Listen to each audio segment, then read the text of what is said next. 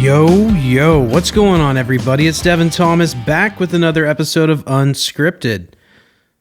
How the fuck are we doing? It's been a long week. It's been a good week, honestly. It's been nice. Gotten out and about, hit the peninsula, done a lot. I'll get into all of it, but overall very chill. I feel like winter's officially fucking over. I don't even care if I think the first day of spring was yesterday or the day before.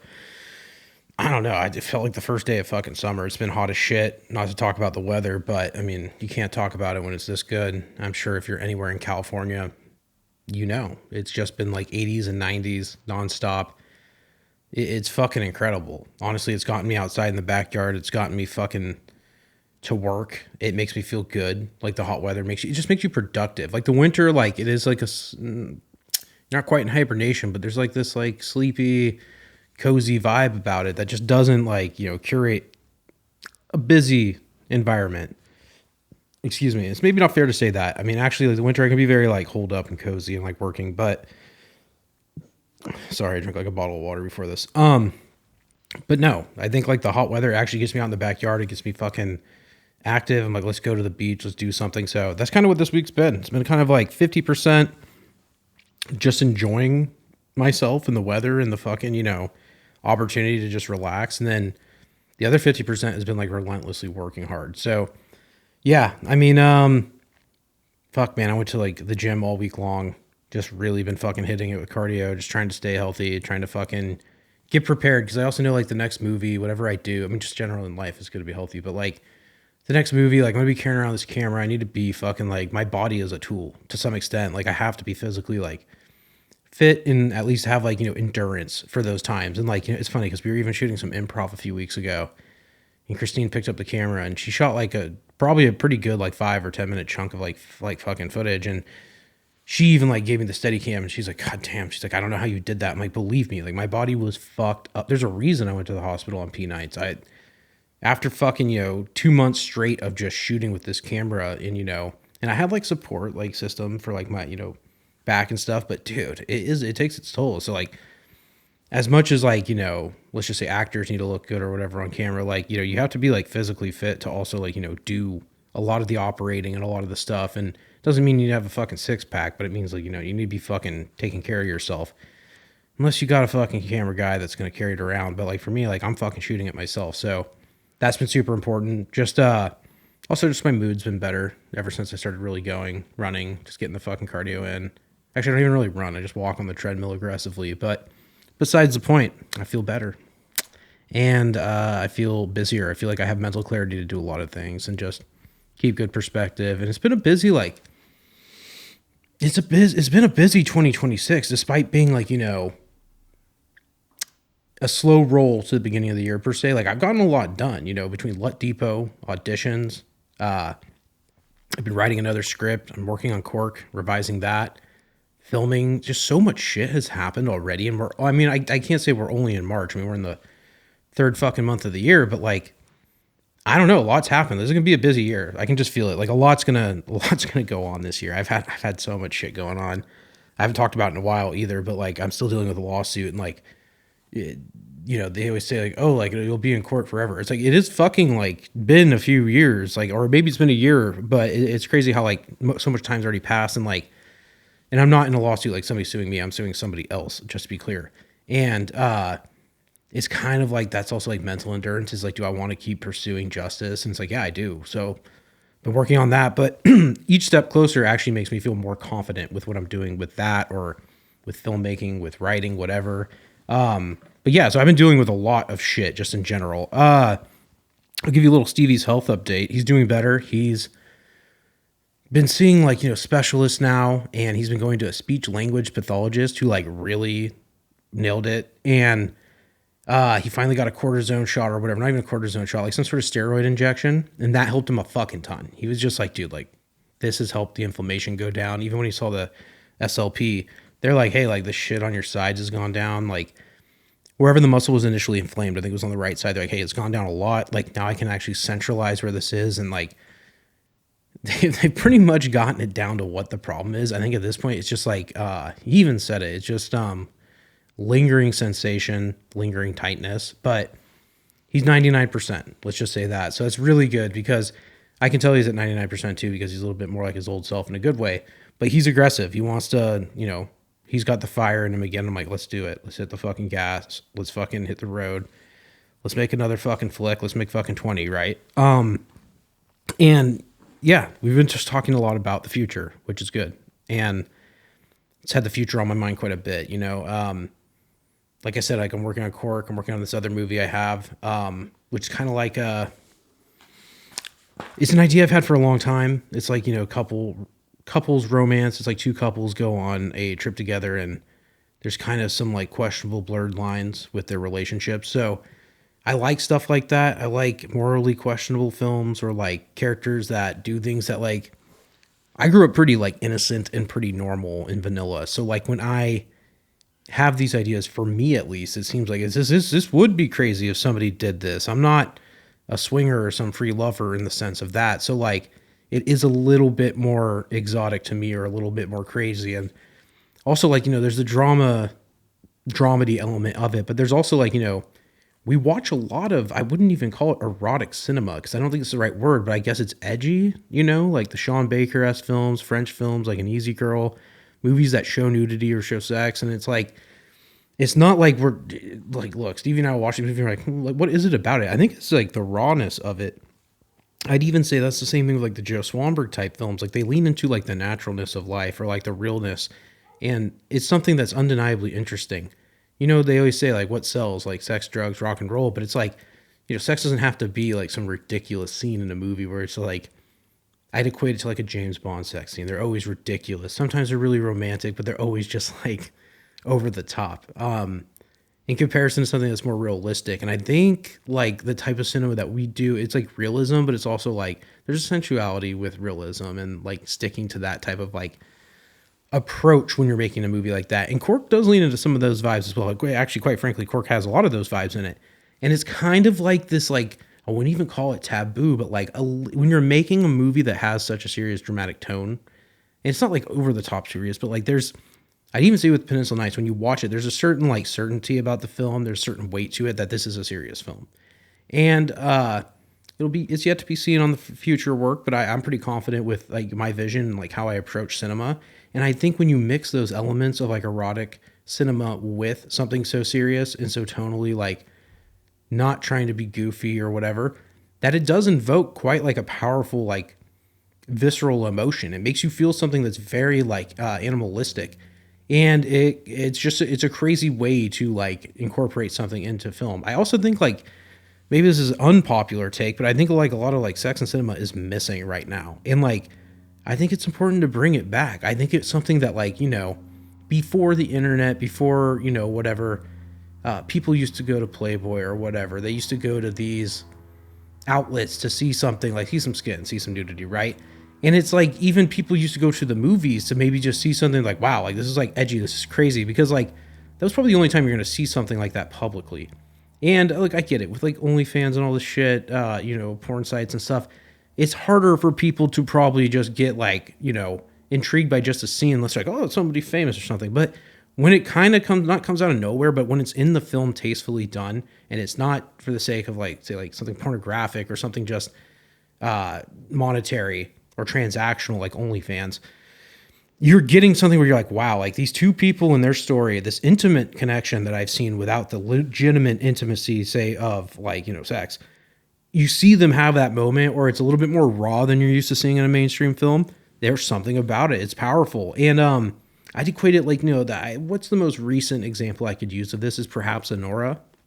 Honora has some pretty explicit sex scenes, but like, I think they say the reason why people laugh or get uncomfortable or embarrassed is because it's something makes them uncomfortable. Like if you're watching Honora, it might make you uncomfortable at first because you're like, whoa, like this is, like, am I supposed to like this? It's like, well, yeah, like it's a natural thing to like it. It's not that fucking crazy to like, sex. But my point more so is that these scenes actually make the movie better because they're realistic depictions of how these scenarios would actually unfold in real life. And that's something that like, and I know this is kind of an aside and a bit of a tangent from what I'm talking about, but these movies are not just all about sex, but they incorporate intimate relationships with these, sexual tension undertones that do mature throughout the films. Peninsula Nights, if you think about it, was all about like intimacy, interpersonal relationships. It is about emotional cheating. There's like some pretty like fucking heavy elements in it. Despite Tom and Bella never actually having a scene of intimacy, I don't even think they kiss in the movie. I think they almost kiss, from what I recall. Yes, but it doesn't fucking matter because like the emotional pool was just like you could cut the knife or tension with a fucking knife, right? These other movies, I do want to lean into more of that, explicitness, to put it, directly. And I don't think there's anything wrong with that. And I think that cinema needs somebody like that right now. And I think that like, the only other person I could say like modernly doing this type of cinema is Sean Baker. And I saw Joe Swanberg's making a return. I actually saw he just debuted his new film at South by Southwest. I can't remember the name off the top of my head, but I know it has Dakota Fanning, Jake Johnson, and then, that guy who played Chevy Chase in Saturday Night. And he's also in Mountainhead. I can't remember his name, but he was a pretty good actor. I'm excited to see him in, the film. And also I'm glad to see a new Swanberg movie. It's, I wouldn't refer to his films as strictly mumblecore. I don't think he would either, but his style and his approach to cinema has influenced me a lot in terms of like the way I think about like approaching cinema and actually like making something. And like, I'm all for commerce and monetary gain. Sure. I think that's natural to want that. I want the movies to be successful, but it's also like, there's an approach to make where there's like, you have your own lane in this like part of cinema, I guess is what I'm thinking. Like, if the opportunity came up to make something more mainstream or like more blockbuster, more franchise, say Slugger, which is something I'm still very serious about making, and I'm confident I could go and make that movie with the professional blockbuster approach. I actually take that approach to everything. It's all the same, right? But making something that is dramatic and narrative and micro budget and that still is good, just being that honest, authentic, genuine type of, work, we're living in a very interesting time. And I think these movies will fall into that category where that lane is open. That's the interesting time I'm talking about. Is this open lane that like, there's always like, look, dude, like these guys in Hollywood, they have all the money. They got all the cards. They got all the IP. They're going to make the big blockbuster shit. You can try and throw your hat in the arena or hat in the ring rather. And you can, but you also like, there's just this big fat fucking empty lane that I see of just this independent type cinema, whether it be erotic or just normal, like romantic or dramedy, that like, I just like feel like that's my lane, and that's the lane I'm merging into. I've been trying to merge into and just fucking ride that highway all the way to the promised land, I guess. Right. And look, I have my thoughts and my approaches on the work and how I want to have it, come out. Stevie has a lot of thoughts too. And we talk about it all the time, but yeah, it's just this lane and these style of films. Like I have a vision and I understand what they could be. And I think that when we get back into production on the next thing, it will be completely different than Peninsula Nights, not in terms of like the type of film or necessarily like even the style, but like my approach. I think I'll be quicker, more dangerous, faster, editing will be done on day of, like, I was a less confident filmmaker back then when I made Peninsula Nights than I am now, but I still had the confidence to go out and make a fucking movie because I was like, I know I'm good enough. And I know I'm better than, so-and-so or this and that. I don't even like to play a comparison game, but like when you're in your head, sometimes you're like, I gotta fucking like, I know I could do better than that thing I saw, or I know I could do this. And it's like, that's kind of like where you build enough of like a confidence, and I wouldn't even call it ego, but like, self-dependence and, self-reliance to be like, I think I can go out and be that person right now. And it's paid off. I mean, it's changed my life. Like I said, making the movie. And I think going out and doing another movie like this will just only be more rewarding, more quickly made, and not quick for the sake of fucking quickness, but for the sake of just precision. I think like I know what to do. My actors know what to do. They trust me. I trust them. We know how to bring the script to life. Once I give it to them, it's no longer mine, it's ours. And it really does change everything. And I think when we're in production, when we're working on this next movie, it's just going to, there's going to be a switch that gets flipped. I will say this, actually, hold on, I'm going ahead of myself here. I was looking for this note on Cork. For Cork, I've been also like, not soliciting locations yet, but Stevie and I have been like looking, like, we kind of Google map it. We drive by locations. I'm like, look, like this movie to actually make it, how can I actually make this movie?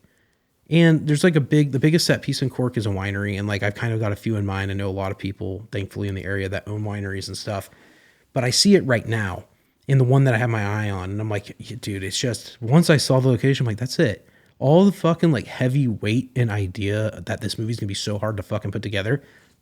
Like I just, that's it. Like now I see it. I'm like, I just need to get there and fucking get the actors, the extras, whoever, frame it up, record, do my thing, direct, capture, etc. And it'll all be good. And I know, like, now I know, like, after actually making a movie, I'm like, okay, I know where to spend time, when not to spend time on. Like I said, how to be more precise. And I know Stevie does too. I mean, we're producers. He's the actor. I'm the director. He understands as much as I do how to do what we need to do to put this all together. So when you are all thinking like that too, and I even include Christine in that, there's a hive mind sense that like, we know how to get this motherfucker made. We know what to do, what steps to take, and how to like manage this set. We know how to run this shit. There's not going to be a lot of like, I wouldn't even call it wasting time, but like precision. Once again, there is a sense of, you can feel the experience. And I think like, even when we go to shoot like other stuff, like short film or like whatever, I guess since Peninsula Nights, that type of stuff, we don't spend like too much time on something if we don't have to. I know some people like to spend a lot of time like, doing this or that, lighting for like fucking hours. It's just like, look, like, I don't know how much this lighting is going to make a difference, but I know I can get this light on him right now. I know I can get this shot right now. Like, the sense of urgency too, I don't think is a bad thing. I'm not comparing myself to Christopher Nolan, but I read that Christopher Nolan doesn't put chairs on set, right? And he says when people sit down, they stop working. And I'm like, there is some truth to that, because when we were filming Peninsula Nights, once again, there was no, like, unless there was a chair in the shot, I never sat down. We took maybe a break in between a couple, like, scenes, or we would just film a scene all the way through for the night and just get the fuck out of there. But it did create a sense of urgency. Also, shooting, like, in public created a sense of urgency. It was like, yo, like, let's get this before somebody comes up or somebody starts asking questions or somebody wants to get involved with the shot, because you don't know what their reaction is going to be like. I mean, remember on, like, the second night of shooting, we shot the first scene and had to reshoot it. Second night we were shooting, and there was a waiter in the restaurant who kept like looking out the window, and I was like, fuck, this guy is pissed. That's because I'm looking through the camera and I'm seeing him look. And I thought he was pissed. And like when we finished shooting, he was like, hey, like, trying to chase us down. And I was just like, fuck, like, all right. And then we like acknowledged him, like, hey man, what's up? And he's like, are you guys making a movie? Like, he was just super excited. So like, you don't know how people are going to react, but I digress. Urgency is not a bad thing. Having, a sense of like, we got to get this done is good. Everyone should be relaxed. There should be no stress, like in terms of like, you got to get this fucking take done. Like, you know what I mean? It should feel organic. It should feel natural. But yeah, you want it to be kind of just happening, if that makes sense, with a sense of urgency, not manufactured urgency. But anyways, I think everyone who works on a movie gets that. And I think that, like I said, I'm excited, I guess, to make another one, and I'm excited Stevie's feeling better, and I'm excited to really just start putting it together. We've also been thinking about castings. We've been thinking about, the movie follows like mostly this guy Jake's story, but Ashley is like one of the main characters, and like her role is really important. There's also like, some significant others. There's John and Grace, and like Grace is really important. John's really important. He's also kind of specific to some extent, but he's a really like, interesting, small but big part. Bigger in the first half of the film. But anyways, I'm speaking out loud about this. Have a lot of ideas on it. Still going through the rewrite. This other movie I have, 3 Day Weekend, that I've been working on, the more erotic drama per se. Not to say Cork doesn't have those elements, but I've had the idea. I looked at my notes since 2021, and I remember Stevie was just like, wasn't that idea like, da, da, da? And I was like, yeah, I don't remember when I thought of that idea. And I went back and I saw it. I'm like, okay, fuck. Like, it's taken me some time to let this idea. I've always had the beats I wanted, but like to actually get the character dynamics down, I don't know why, but it's just taken me so long. And recently it's just become readily apparent. I was like, oh shit. Like I had the lightning bolt moment. I'm like, lightning bolt moment. And I'm like, yeah, that's it. Like I get who these people are. I get what they want. I get why they're doing what they're doing. The motivations are there. Once I had that, and then like their backstory, like, and I don't usually write a tremendous amount of backstory, but I noticed with Peninsula Nights, one of the things people really liked was Bella's backstory, like her New York background. People were like, she just felt so real. And I'm like, you know what? Like I did spend a lot of time like putting together her story. Like why is she even in Carmel, and why does she want to be an artist, and what did her parents do? How did her parents meet? It all leaned into the romance of like, the theme of love, and like not even unrequited, but like, emotional cheating, etc. And with this movie, I think it does the same thing. I mean, it's being written, but like besides the point, I figured out what the characters want. I figured out who they are and what they need from the other characters and why they're doing what they're doing. And all that motivation and backstory actually was really fucking important. I'm pretty good at subtext. Like I know how to like get the shit that you read between the lines on, but I heard David Mamet say it's like it's all the same characters, it's all the same types. You just put new names and like stories to it or like flavor. And I'm like, I get that. It's not like complete. I don't want to completely not romanticize writing, and I think he does. But I got what he said.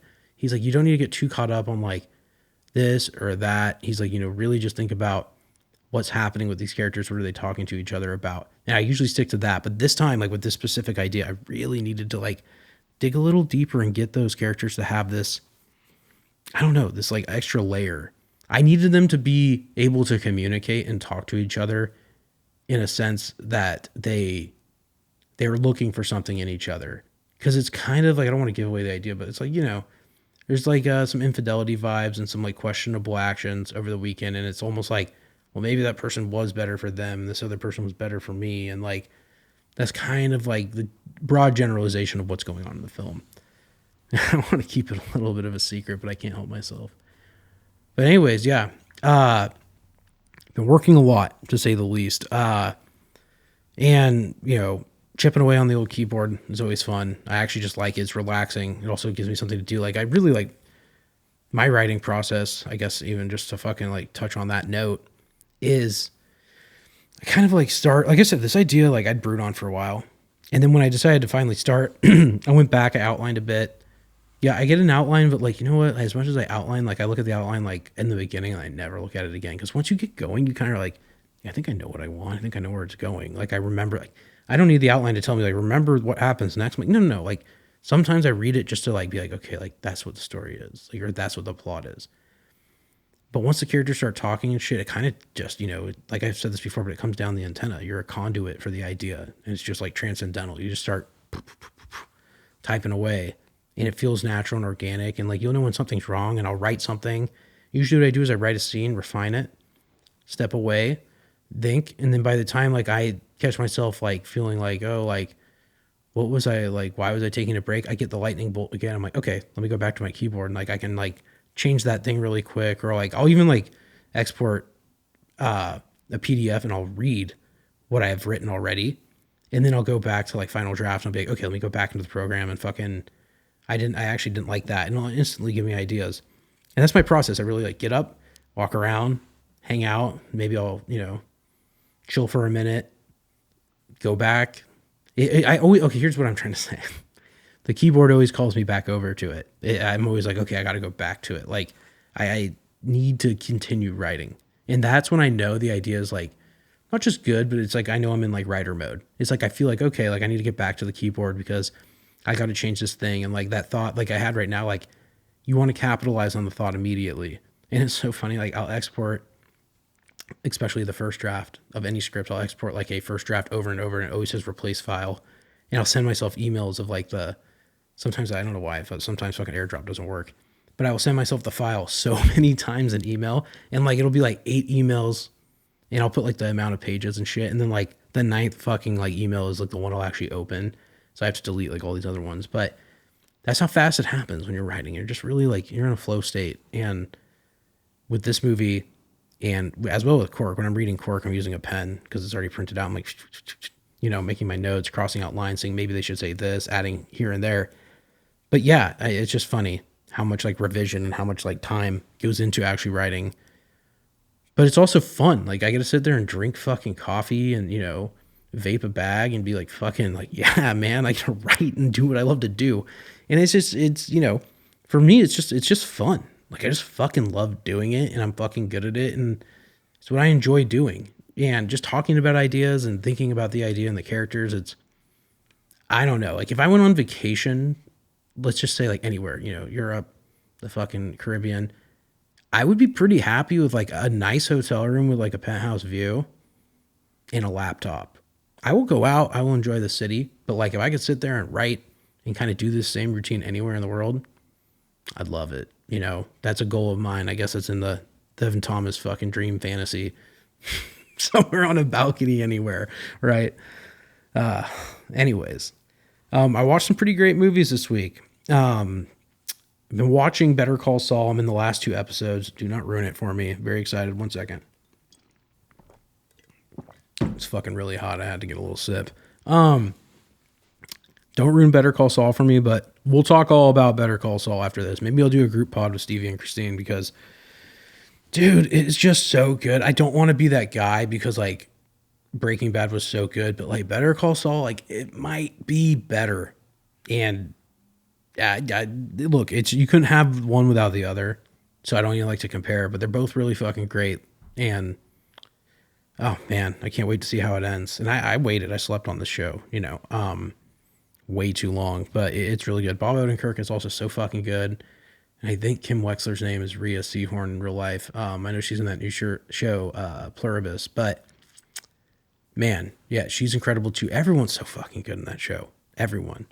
But we're not here to talk about Better Call Saul today. We're here to talk about the films I watched this week. So I watched a gang of movies this week. I actually, maybe I talked about it last week. I watched Chappie, kind of threw it on in the middle of the day. I don't know if I did talk about it, but I watched Chappie. I think it's a 2015 film, Neil Blomkamp. And I decided, I saw a few of his films were actually on Netflix as well. I think I watched Chappie on Tubi. But Elysium, 2013, directed by Neil Blomkamp, shot by Trent Opelok. Very good. Stars Matt Damon, Jodie Foster, Charlotte Copley. He's in District 9. He's like the main protagonist. And then there's that other guy. I can't remember his name, but he's in fucking everything. If you see him, he's this kind of looks like some white Irish dude. Anyways, I digress. Elysium, 2013 science fiction film. Its elevator pitch is kind of like planet Earth has become kind of like just a shitty place in 100 years. Or maybe it's 2400. I don't even know. And it's the near future. And Matt Damon, or not Matt Damon, hold on. Let me pitch this. Near future, Earth is a dump. No resources, not great. The rich have built a space station in space right outside of fucking Earth's orbit. Basically a space station for the rich. It looks like the ring from Halo, if that paints the picture. And every rich person lives there and they got all the medical care they want, everything. It's like a fucking oasis. They call it Elysium. While all the fucking peasants live on Earth and it's super shitty. This is a popular idea in science fiction. I know Alita kind of took it. But anyways, it's a bunch of billionaires in space. They have these machines that if you get sick, you just lay in the bed and it heals you. Kind of like Mickey 17 or something. It's just you can't really get sick and die anymore. And yeah, while back on Earth, Matt Damon's character is kind of like this criminal who his life's fucked up. And anyways, long story short, he gets into a situation where he gets radiation sickness or something, while he also meets his childhood best friend who's a nurse who's treating him, who says my son's sick too. And his goal becomes to get to Elysium. He's how can I get to Elysium so I can not only heal myself, but heal this kid, my best friend's son from my childhood. And look, this movie is it's pretty much what I said. It's a journey, adventure, action. The reason I even watched it was, I said, I watched Chappie, but I have always thought Neil Blomkamp is a very interesting director. He's from South Africa. I think Johannesburg. He got really popular for District 9, but also in the late 2000s, he was making a lot of this Halo 3 promotional content. I don't even know if it was ordered by Bungie or Microsoft, but he was making it anyways. And his shit was so fucking good. You really felt he brought it to life in a way no one else could. And I really wish they would have let him actually fucking make a Halo movie. And I still think there's a chance for a great Halo movie. I've seen the show. It is not the best way that show or that idea could have been capitalized on. I've even thought of writing speculative scripts for the Halo movies as a trilogy. It's a lot of work to write something that big of scale and not, know if it'll ever get made. But I still that's something I've read the literature. I was a huge Halo fan. And I'd say that Neil Blomkamp is as well. Elysium, even the shape of Elysium, the space station the rich live on, it looks exactly like the Halo ring. So he's taken a lot of the imagery and a lot of the stuff from the Halo world and incorporated it into his own work. Even in I think maybe it was District 9 or maybe it was Chappie, but the sniper rifle is right out of Halo. A lot of the vehicles they use are right out of Halo. So, and if you're a Halo fan, you get it. There's Halo people and not Halo people. And he is one of those people who, like, if they give this guy another chance, like the last thing he directs very big shit. He directed Gran Turismo, which, you know, maybe I'll give it a second watch. I don't remember loving it. But besides the point, he should be making the Halo movie right now. That's all I can say. This guy is a VFX expert. I put him in the same lane as Gareth Edwards.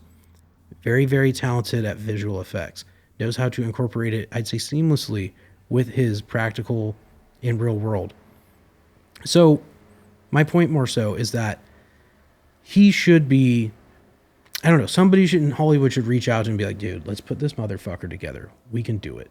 We can make this the best Halo movie ever made. Anyways, Neil Blomkamp, 2013, Elysium. I really loved it. Matt Damon was great in it. Jodie Foster was also great as well. You know, it's a diverse group of talent. They all have their own, you know, style, and they all bring it to it. And it's just interesting. You know, Matt Damon, I was even telling Stevie when I was watching, I'm like, you know, he's making pretty bold choices. He's playing a very different character than what you'd expect him to play. And, like, I guess it's not that different. Like, if you think about, like, Good Will Hunting, he plays kind of like somebody who comes from, like, you know, he comes from Southie. He's not rich. His character in this movie is obviously not wealthy either. He's a little rough around the edges. He's an ex-con criminal. But somehow when he plays those characters, he's got this, like, smart ass attitude because he seems sophisticated despite being, how do I say, like, blue collar or, you know, not seemingly rich. He doesn't come across as rich so much as, like, he's educated, but he's a punk. And it's a good type for him. He also made a bold choice working with somebody like Neil Blomkamp, because, like, District 9 was a massive hit. But, you know, it could have been a one-off. It could have been an anomaly. To go into a science fiction film like this, I don't know what else was coming out in 2013. This is around the Interstellar time. He was in Interstellar as well. But maybe this was just like, you know, he's like, you know what? Science fiction's hot. Space is hot. Let me cap on it. I trust this director, this younger auteur, to actually carry a vision. And, like, you know, it was a bold choice, and he really did a great job.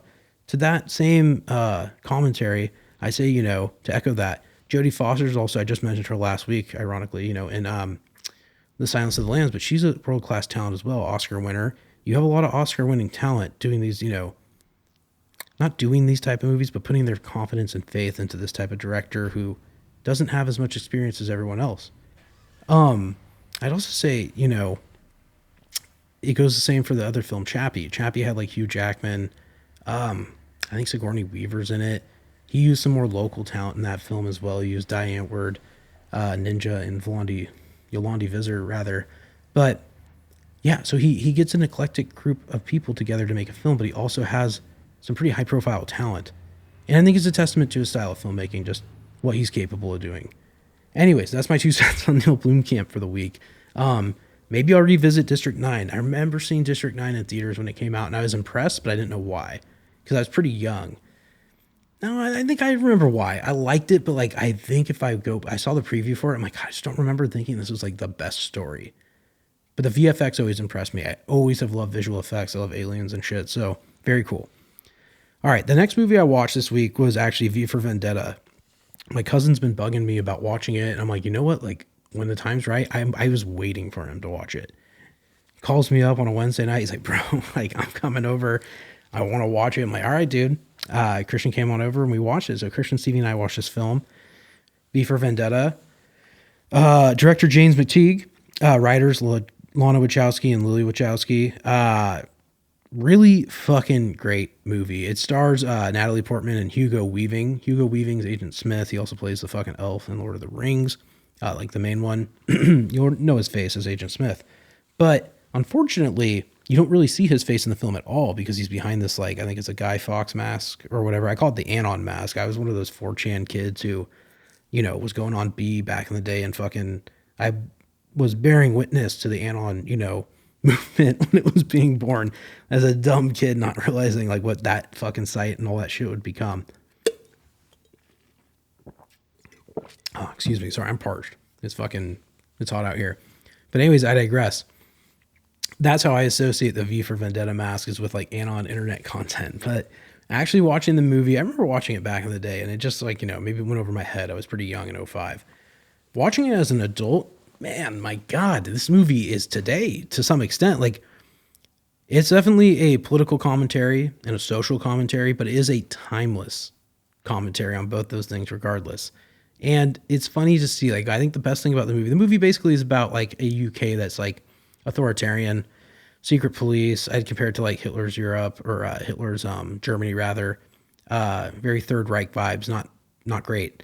And a complete authoritarian rule where you're basically like, your dictator is he's like makes certain things illegal, music he doesn't like, art he doesn't like, just anything he doesn't like, you know. I think the guy would make haircuts that he doesn't like illegal, right? And he's constantly policing everyone, and he's got his men below him, and there's the big brother, 1984 George Orwell vibes. It's all there, right? It's all there about how society, you know, give them an inch, they'll take a mile, and then, you know, there'll be no fucking inches left to give. And that's exactly what this movie is about. It's just how one guy, his fucking name, V, in the movie, he's like the, you know, he's the hero. We got V, right? Maybe the anti-hero per se, but he's the Three Musketeer. He's the Dark Knight per se. Natalie Portman's just a civilian. Turns out her parents were actually like revolutionists as well. They were caught and killed ideally by the government, and she never saw him again. Same with her brother, died of sickness because the government couldn't like get him health care because they're poor or whatever. It's a commentary on all these governmental issues that you've heard everyone talk about forever, that everyone fucking thinks is like, it's what we all argue about, is these fucking like two sides. And this is like, if there's just this fucking one ultimate leader, right? And anyways, her character comes from this like family that had some like political revolutionist vibes, but her herself, she's like almost like, I think she's an escort in the film, and she's headed to go and visit a client. And I think it's a guy who she doesn't even sleep with. I think he's just like, yeah, I think they say later the guy's gay, but like, besides the point, he's just a fucking, you know, he's like a political talk show host. He's like a Hannity or like a fucking, whatever, one of those guys, like a Tucker Carlson type. He just gets on TV and talks, and he just does his piece. But he's also more talk show, like night show. He's like a comedy, a Greg Gutfeld, I guess. So anyways, she's going to this guy's house. She gets caught by the police because she's out past curfew, of course, in this fucking tyrannical government, they have a curfew. And the guys are like, hey, like, we're just going to rape you instead of let you go. And she's like, fucking A, because she got caught. They're like, she's like, I'll go home right now. They're like, no, you could just like do sexual favors and we'll let you go.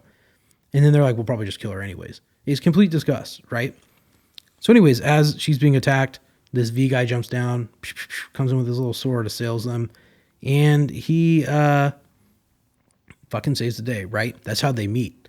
And through their relationship, we see him explain to her his plan, how he's going to start a revolution. He infiltrates the media. He puts out a thing. He gets the whole public to understand his plan, that he's going to try and blow up Parliament in the UK. It's fucking crazy, right? And this is also a version of Parliament that, like, I would say is far from what it is today, but it's actually pretty fucking close to what it is today. Like right now they are truly cracking down on people and becoming very, very strict, like a strong ruling fist.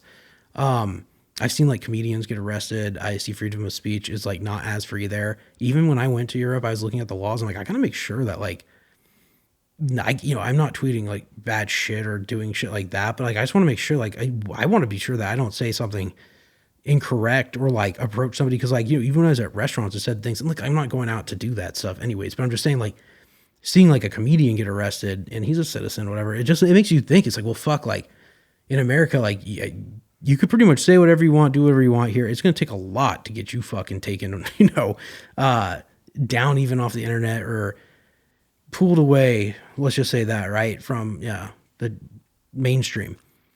But yeah, like this is like the most extreme form of what the, UK government parliament could be. And that's kind of what the guy says. He's like, look, like he goes to her, she like somehow ends up at his apartment. I remember like something like she gets like left for dead or some issue happens, right? He saves her, brings her to her apartment, and like they're talking, and like she sees his house is filled with like a jukebox and all this like fucking like art and stuff. And he kind of explains to her, he's like, I know like having this stuff would get, the consequences are high, but he's like, I'd rather have this and get caught with it than fucking live a life without it. Like, I'd rather listen to this song. The song's fucking great. I don't care what the government tells me. I'm going to listen to it. It's very broad strokes here with the example, but like freedom in the ultimate form, freedom to do whatever you want, listen to what you want, be who you want, identify with the shit you want to identify with, not be inhibited by anyone, These are universal truths for like human rights and civil rights, whatever you want to call it, that transcend to all human beings. Nobody wants to be locked in a cage and told they can't do what they want to do, love who they want to love, like what they want to like, right? So there's that message at the core of this film. And throughout the film, it, that idea manifests in many ways. And you just see how it kind of blossoms into this social commentary about not letting the few rule the many. And the way he does that is by using the mask to bring it back into the whole point of the mask is that his mask hides his identity, but it also gives identity to all these people in the UK that are feeling the same way. He mails out the mask to everybody. When people put on the mask, they feel like they are part of the idea. The idea is what he is selling. Him as a person is it's not as valuable because it's look at even like Charlie Kirk. I hate to use this example. One person, they take him out, and now his movement is it's popular still, but he was the movement. His ideas will carry on, but there's something about the idea being greater than the man. And that is kind of what that's what the film is about. He doesn't care about being known because he wants the idea. He's planting the seeds in everybody's mind that they want you to fear them. They want you to think that they have control because control equals control in fear, or fear equals control rather in the situation. And that's how they rule you. And that's how they keep you obedient. The fear of, the worst things happening. At one point in the film, V locks Natalie Portman up, and we do not know this. We think she's legitimately in a government gulag. And he breaks her. He makes her believe she is going to be taken out behind the fucking landscaping shed and shot in the fucking head. And she says at some point she is so mentally broken, she's I don't fear death. She's just take me out there. They're don't you want to tell us the truth? She goes, no, I'd rather you kill me. And then he says, okay, now you're completely free. And he just walks away. He says, you can leave any time, basically. She goes out there and she sees that the jail cell was never locked. The guard in the hallway is fake. He even does this really evil but fucked up thing where he makes her think she's reading notes from somebody in the cell next door, and it's just him putting notes through this pipe. And she gets mad at first, but in the end, he's just you might hate me, but he's I have freed you mentally. Nothing can stop you now. And I think that transcends into I've never been in these extreme of situations, but even for me, I've been through the ringer, dude. Mentally, I'm free. There is no prison in my mind. I always joke, my mind is a jailbroken iPhone. I have no limitations. At this point, I think extremely freely. And I think that's what the movie's about. And I think the reason I think also the movie is obviously popular and relatable is you don't need to have some extreme experience to necessarily do this like she did. You are an intellectual person, smart, self-aware. You can come to these conclusions on your own. I had come to these conclusions prior to having seen V for Vendetta, but seeing it spelled out in this way, and it is based on source material. I believe it's based on a comic. I don't have the name of the actual DC Comics person on here. I wish I did. Perhaps it's the Wachowskis. I don't believe it is, but I should be definitely giving them credit because it's in that Watchmen arena of clarity that they have while writing something and be able to orchestrate those thoughts correctly in a way that's digestible for the masses.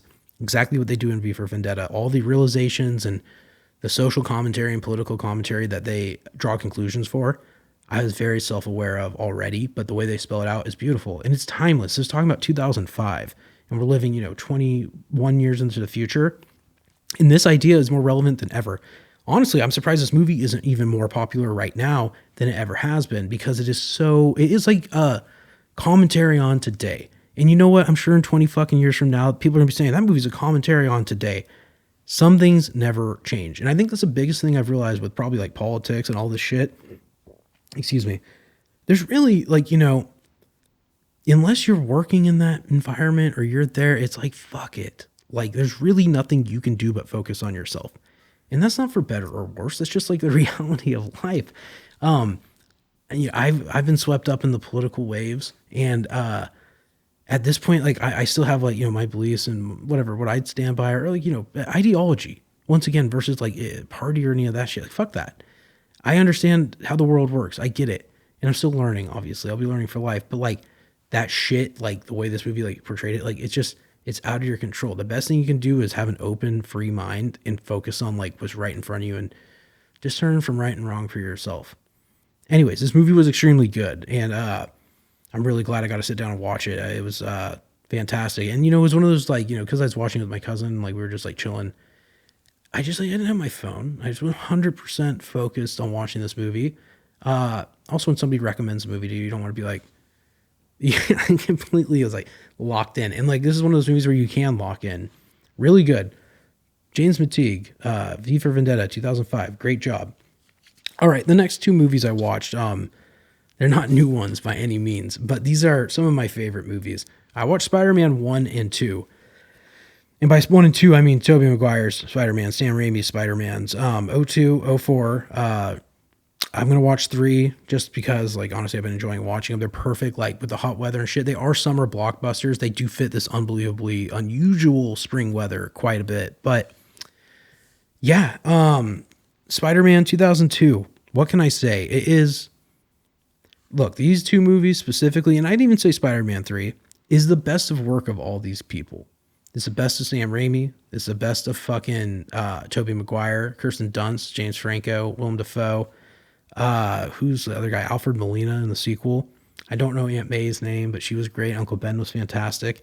Who's ever involved in this project? I'd even say Danny Elfman. I see his name here as composer. Don Burgess as the DP. Bill Pope on the other one. I mean, it doesn't matter. They're both fantastic directors of photography. David Cope as the writer of the first one. You got Alvin Sargent as the writer of the second. You got world-class Hollywood talent making these movies.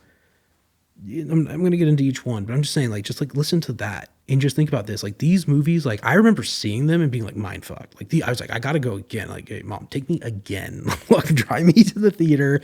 Buy me another fucking ticket. I'm being selfish. I want to see it again. I want to see it happen again, right?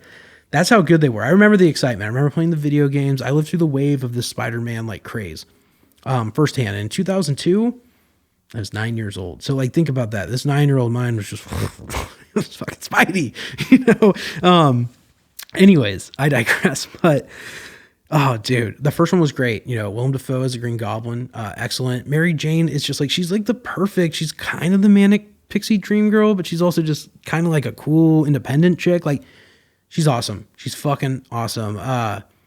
James Franco plays the perfect, like, best friend who's like kind of like, everyone's got a friend like that where he's like a little bit better than like Peter in every way, but like Peter has a secret that is, he is fucking, not only is he smart, but like he is Spider-Man, he's got this thing, and everyone outside of like his waking life being Spider-Man, he is beloved, hated by Jonah, but like that's besides the point. The Daily Bugle talks mad shit.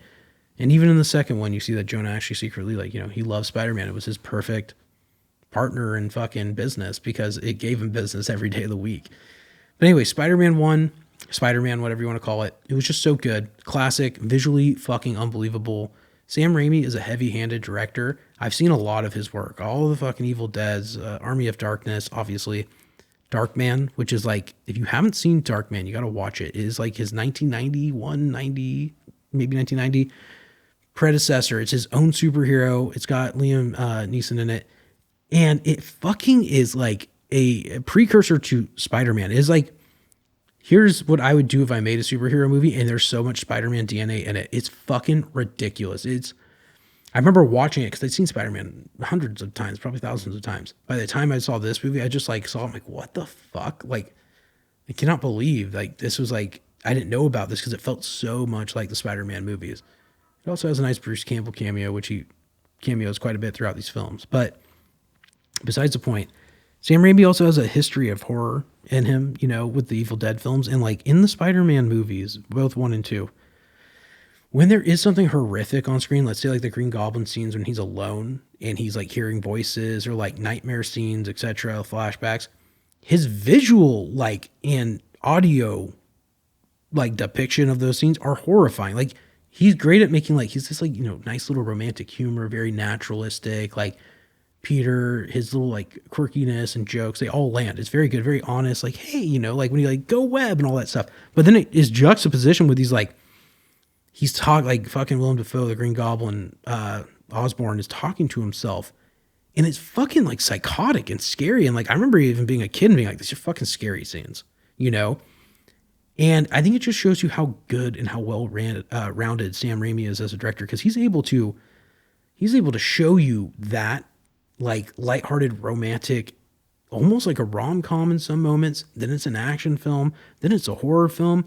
And his work with the camera and like framing and also the visual effects, like there's great CGI today, but whatever the fuck they were doing back in 2002 and 2004, and I'd even say the other one came out in '07, number 3, but like, Jesus Christ, what the fuck were they doing? What were they on? These guys were, they were the fucking best. Like, when you even watch it today, we're talking 25 fucking years later or 24 years later, and it's still that good. It's incredible filmmaking. And, you know, Stevie, Christine, and I were talking about it while we were watching it, and I was like, I think we all said they just cared more. They gave a fuck. They wanted it to be good. They wanted you to sit. They also had to keep you in a movie theater for almost like 3 hours or, 2.5 hours. They're thinking, well, it's got to be good. And specifically in Spider-Man 2, there's a scene where Doc Ock is chasing Peter and they end up on the subway train. And this sequence is fucking masterful. Not only like the choreography of like the acting and like, the actual like fucking performance, but like the visual effects. Like they had to plan every shot. They're like, all right, here is where he's going to like stick his fucking like, I guess, tentacle through here. And like, we're going to get a shot of the glass and it's going to show Peter crawling down and like, just like the actual like storyboarding and going like, hey, like we can't just film this and say we're going to plug it in later. They're like, we have to fucking have it all planned out. This is visual effects. Was just so masterful. They must have spent so much time, put so much care into it. And it's not to say that other VFX artists and other people today don't do that, but this was done in a way where it was like photorealistic. The lines blurring reality and fiction were very thin. Maybe it had something to do also with the texture of shooting on 35 millimeter film and creating these digital assets to go with that. But I don't know. Whatever it was fucking perfect. It was masterful, incredible. I was truly blown away, like, by both films. I'm excited to watch the third one. I also like to mention like Doc Ock, great fucking villain. His actual like story was, he's almost like a mentor to Peter. I know Peter had the Dr. Connors from like the college, but like he's such a minor character in these films. It's really, he's small in comparison to like Doc Ock and Peter. They had this like almost like father-son connection where he's just like, you're a smart boy, Parker, he gives them advice. They kind of echo that line, like intelligence is a privilege. You got to use it carefully. Like Peter's smart, but he also has the power. It's like very, to echo even Uncle Ben's line, with great power comes great responsibility. They like echo that with this Doc Ock line about intelligence. It's like, yes, Peter has responsibility because of his powers. His intelligence is a power, and Peter uses it all for good. The third one kind of touches on what would happen if Peter used it for maybe the wrong reasons. And obviously I'll probably give a commentary on that next week. But besides the point, these two movies together had great villains that, I guess Goblin's a little different. He does kind of play the father figure to Peter as well. And it makes sense because Peter's character is obviously fatherless in the films, but it's in a different way. He was almost like fake looking out for Peter. Whereas, Doc Ock, until he went bad, was actually like, he cared about Peter. He cared about him to some extent. And I guess I could say the same for the Goblin. They both cared. Anyways, Franco's character also, like, James Franco, he's, one of my favorite actors. I think he's done a ton of fucking interesting work. His film, The Disaster Artist, that he directed and acted in, is one of my favorite comedies just to watch.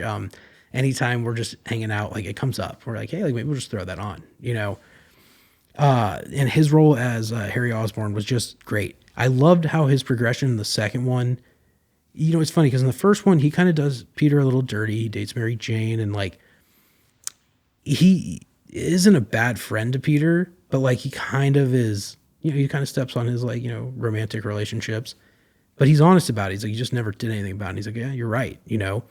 In the second film, he doesn't care so much about the relationship with Mary Jane as much as he cares about his dad dying and that Peter knows Spider-Man. Cause he's like, well, you take his pictures, you know him, the guy who killed my dad. I want you to fucking give him up. You're coming from a rich, powerful guy who could probably apprehend him if he could just find out where he's at. And it's just crazy because like Peter and Harry are brothers to some extent, like not literally, but they're brothers for sure in the movie. And it's like, he's like, even in the first scene they show, like he's nice to Peter at his birthday, but then he snaps and he's like, hey, give him up, and he's like taking pictures of your friend, the bug. Like he hates Spider-Man and he's got this like hate driven element to him in the film. And when he does discover at the end that Peter is fucking Spider-Man, it's complete betrayal. I know it's the part that gets mean where he has like the blade and like the little katana sword or whatever, but it's so true. And it's like these little sub relationships, and that's not even talking about Peter and Mary Jane's romance in this film. They're just so well done. Like the scripts were 10 out of 10. They are so fucking well written. They are masterful. It makes everything work in these films. And that was to really just get to the point that Franco's performance, it should not be overlooked, is like, this is some of his best work as well. I love him in Pineapple Express. I love him in This Is the End. The Interview is one of my favorite movies. Obviously, I'm a fan of Franco, Rogan, etc. But yeah, this was definitely like, it's a special time. And I'd say Sam Raimi, I think he's a great director too, but I feel like they flew the highest they've ever flown making these movies.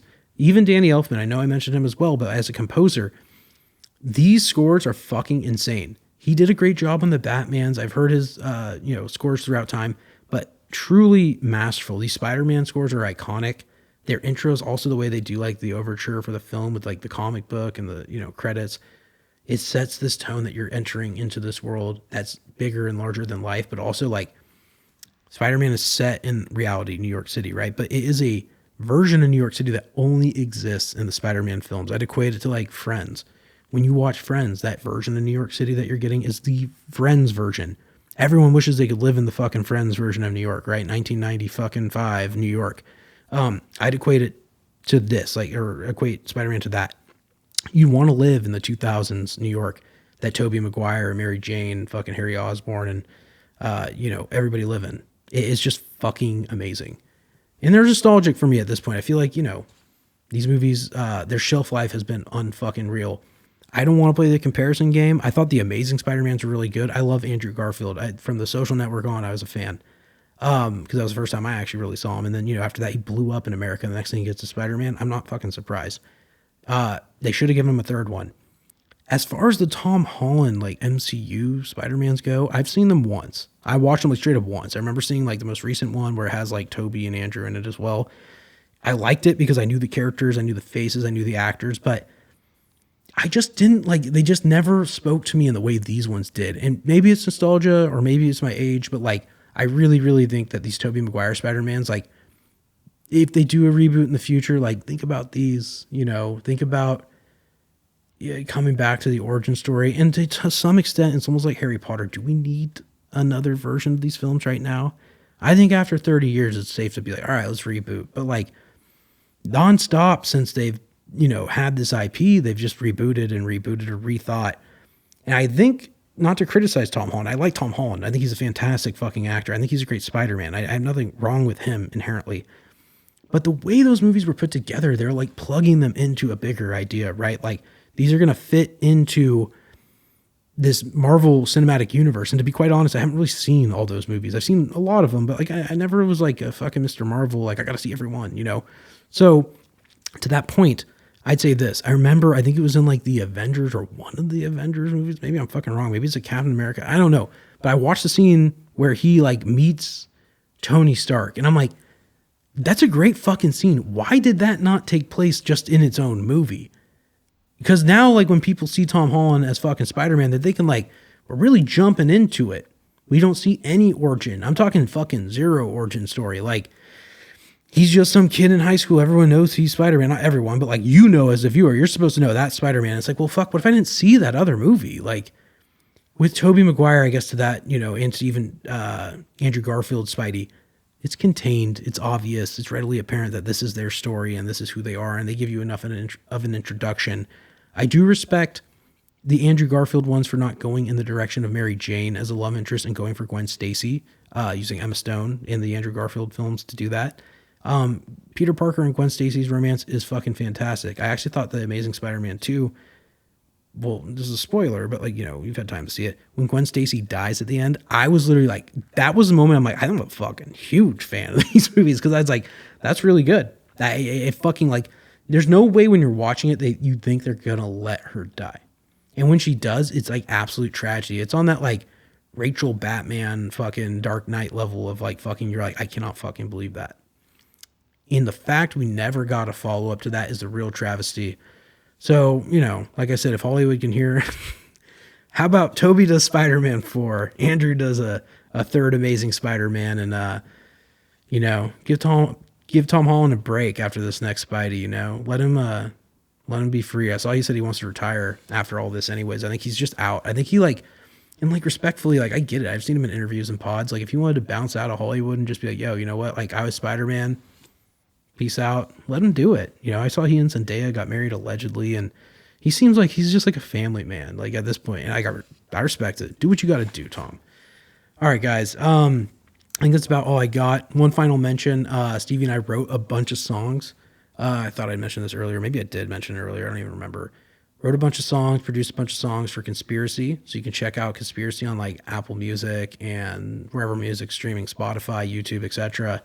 It was really fun. You know, it was a lot of songs that we'd had and wanted to get out there, and now they are. So if you're a fan of like California roots reggae or just reggae in general, or just fucking like, we kind of were joking about it. It's like the Blink-182 of reggae. That's what we're calling it. So Conspiracy, go check it out. Album's called Vices. Conspiracy Vices, streaming everywhere.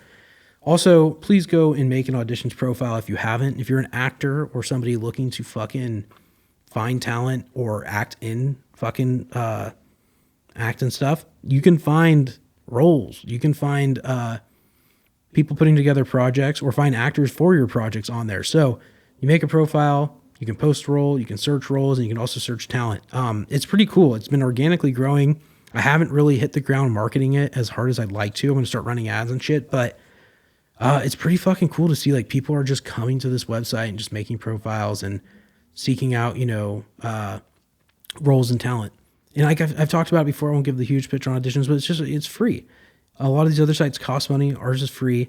And I think it'll, you know, over time become one of the better and bigger casting networks. It's global. I've had a lot of people from like Europe inquire or join, which doesn't shock me. A little bit more traction on the Instagram, to be quite honest, with auditions of people in like, you know, the UK, Germany, really, you know, wanting to know more. And I think that's cool because maybe some of these other ones like Actors Access or like Backstage, maybe they don't offer those services. I'm not quite sure, but I always thought they were international, which is why my approach, I went international. But that's cool. I mean, I never thought that'd be where, you know, maybe it gets the most attention. So auditions, app.io, go check it out, make a profile, sign up. Also LUT Depot, if you need LUTs, if you're trying to color your film, your music video, your project, your podcast, I use my LUT Depot custom unscripted LUT every single week on this podcast. I love it. It helps me color this, like, cause look, dude, I'm producing this show by myself. I pop it into fucking DaVinci Resolve. I drop that LUT on, do a little bit of tinkering myself to get it exactly how I like, maybe a little bit of temperature, etc. And it's pretty much done. Like, it helps save me so much time because I could sit there for hours trying to color this fucking image, but I don't, you know, like, I don't need to. I've shoot the same setup every week. I know how I want it to look. If I want to experiment, I can. A lot of these LUTs I've made myself. I made them with Stevie as well. So like LUT Depot, go check it out. I always say this, I don't remember our price. I think it's like $15.99 a month, but go to lutdepot.com, check it out. Huge fucking library of LUTs, subscriptions. So you sign up, subscribe. We upload new LUTs every month, and yeah, it's great. Saves a lot of time. Really dope. Really fucking dope. I actually really love LUT Depot.